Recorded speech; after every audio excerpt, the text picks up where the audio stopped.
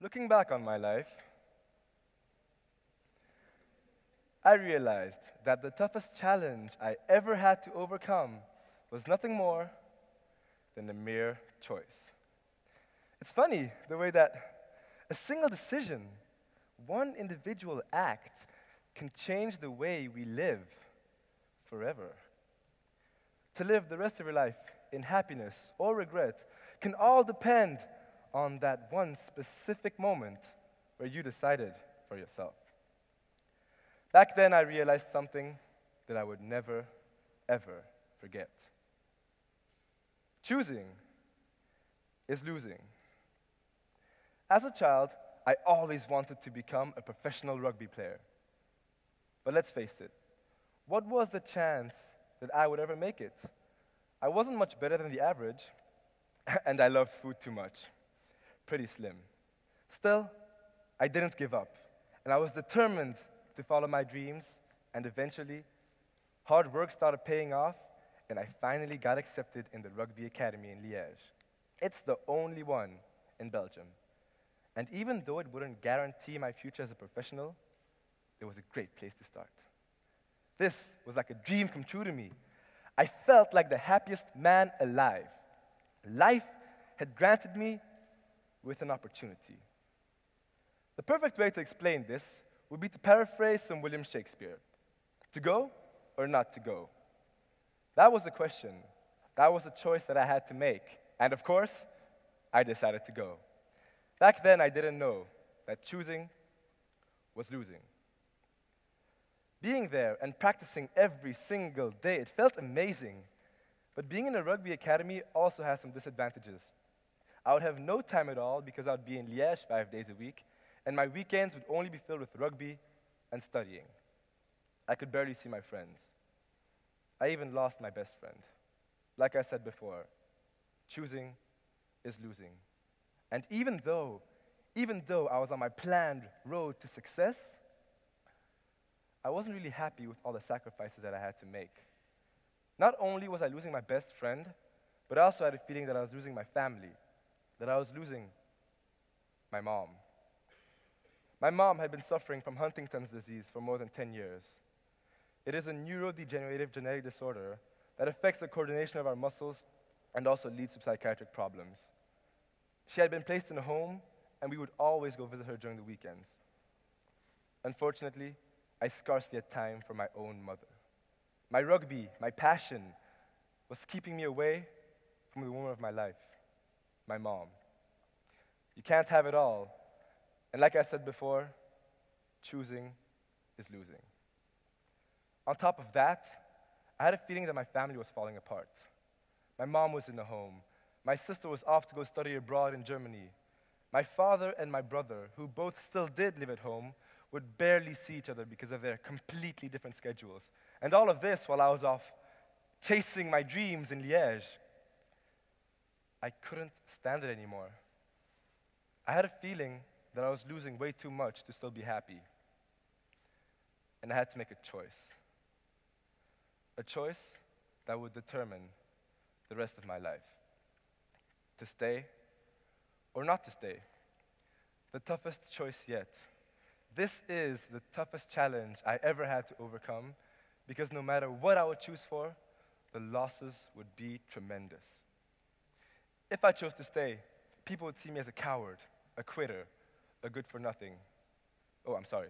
If I chose to stay, I would lose my friends, my family, my mom. Whilst if I chose to leave and go back home, then people would see me as a coward, a quitter, or a good-for-nothing. This was not easy. It was not easy at all. Because even when the people closest to you are there to help, the choice, it's still yours to make. Right now, about a year and a half later, I feel like the happiest person alive. I had made my choice back then, and today I have no regrets whatsoever. And I learned a lesson that I would love to share with all of you. In our modern, meritocratic society, people strive for individual success, wealth, fame, etc. But when faced with a choice like this one, don't forget what's important in life. Now, I'm not saying I didn't lose anything. I did lose the opportunity of a lifetime. But going back to my friends, my family, my home, I gained so much more. And I realized something. There's no place like home. Thank you very much.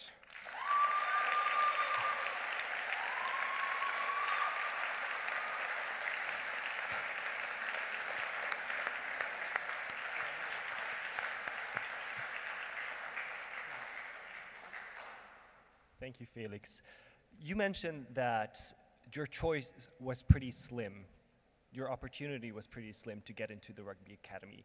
Do you think your choice to go or not to go would have been different if your chances weren't that slim? When I said pretty slim, it wasn't for the choice, but it was for the chances of getting into the rugby academy. But it doesn't change the choice itself, which was actually quite easy. The choice to go, I had actually chosen already that I really wanted to go for quite a long time, so I didn't have to choose a second time.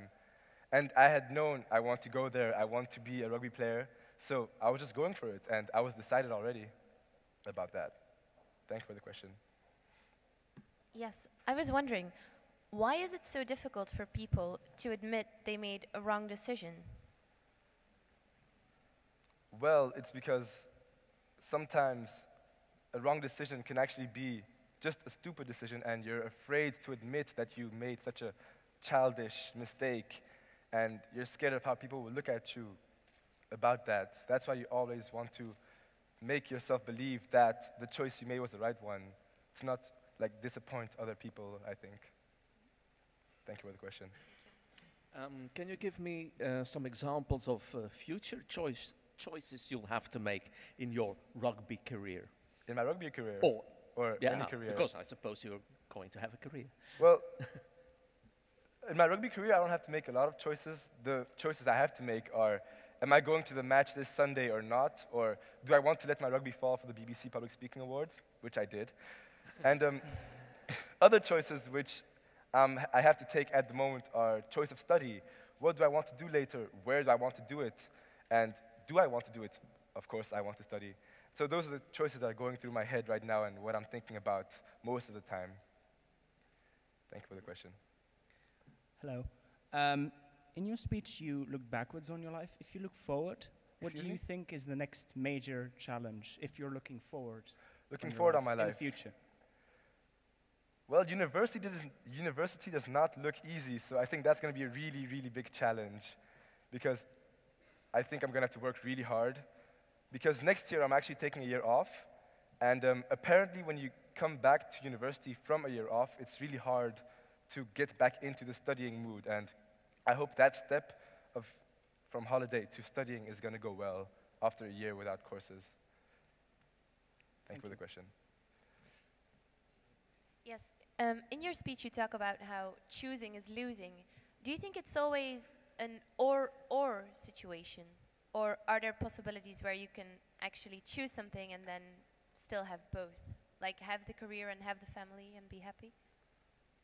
I actually do think that's possible. It's not only one thing or the other. You can always have both. For example, in my life, I'm still playing rugby, which is what I wanted to do, and I still went home to my family and friends. So it's not always the one or the other. You can always have some choices where you can still have both. But not all choices are like that. In some cases, you do have to choose the one or the other. Thank you. Yes, Felix. I'm guessing you were lucky that you could choose again and choose to go back home. Are there choices you can make that you can't turn back on? There are some. For example,